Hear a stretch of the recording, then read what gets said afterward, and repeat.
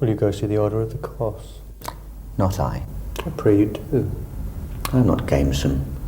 I do lack some part of that quick spirit that is in Antony. Let me not hinder, Cassius, your desires. I'll leave you. Good Brutus, I do observe you now of late, have not from your eyes that gentleness and show of love as I was wont to have. You bear too stubborn and too strange a hand over your friend that loves you. Cassius, be not deceived. If I veiled my look, I turned the trouble of my countenance merely upon myself. Vexed I am of late with passions of some difference, conceptions only proper to myself, which gives some soil, perhaps, to my behaviours. But let not therefore my good friends be grieved, among which number, Cassius, be you one. Therefore, good Brutus, I have much mistook your passion, by means whereof this breast of mine have hidden thoughts of great value, worthy cogitations. Tell me, good Brutus, can you see your face? No, Cassius, for the eye sees not itself, but by reflection, by some other things. 'Tis just. And 'tis much to be lamented that you have no such mirrors as will turn your hidden worthiness into your eye, that you might see your shadow. I have heard where many of the best respect in Rome, except the immortal Caesar, speaking of Brutus and groaning underneath this age's yoke, have wished that noble Brutus had his eyes. Into what dangers would you lead me, Cassius, that you would have me seek into myself for that which is not in me? Therefore, good Brutus, since you know you cannot see yourself so well as by reflection, I, your glass, will modestly discover to yourself that of yourself which you yet know not of. I do fear the people choose Caesar for their king. I would not, Cassius. Yet I love him well. But wherefore do you hold me here so long? What is it that you would impart to me? I know that virtue to be in you, as well as I do know your outward favour. Why, man, he doth bestride the narrow world like a colossus, and we petty men walk under his huge legs and peep about to find ourselves dishonourable graves. Men at sometimes are masters of their fates. The fault lies not in ourselves, but in our stars, that we are underlings. Brutus and Caesar. What should be in that Caesar? Why should that name be sounded more than yours? What you have said I will consider. What you have to say I will with patience hear, and find a time both meet to hear and answer such high things. Till then, my noble friend, chew upon this. Brutus had rather be a villager than repute himself a son of Rome, under these hard conditions as this time is like to lay upon us. I'm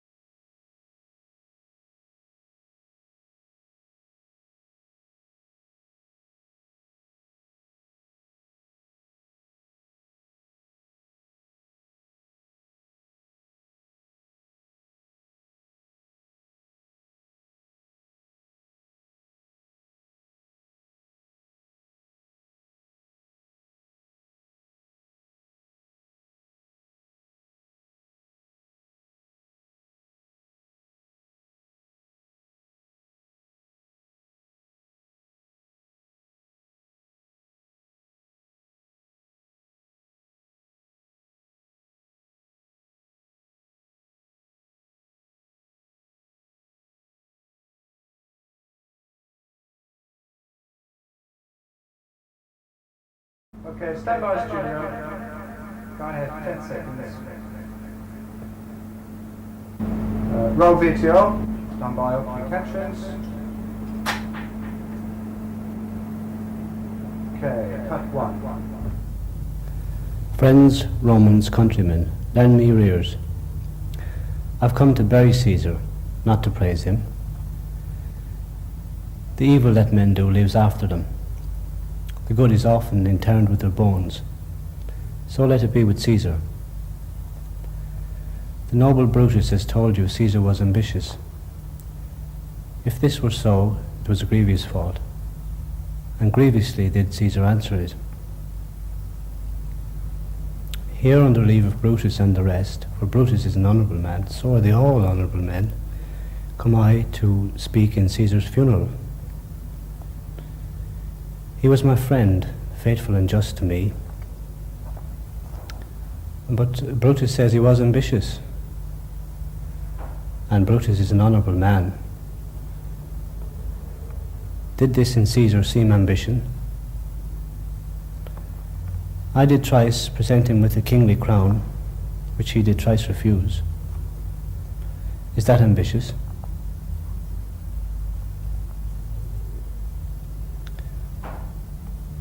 Yet Brutus says he was ambitious, and sure he's an honourable man.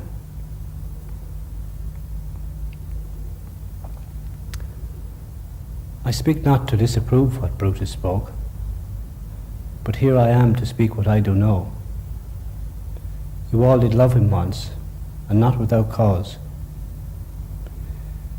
If you have tears, prepare to shed them now.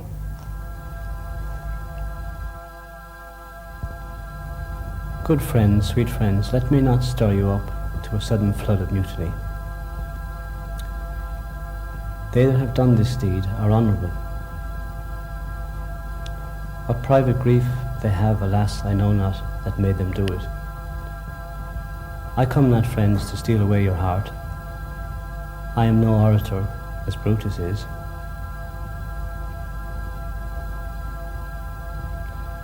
But as you know me all, plain, blunt man, who love my friend, and that they know full well, that gave me public leave to speak of him. But were I Brutus, and Brutus Antony, there were an Antony would ruffle up your spirits, and put a tongue in every wound of Caesar, that would move the stones of Rome to rise in mutiny. I want this taken off. Take it off now!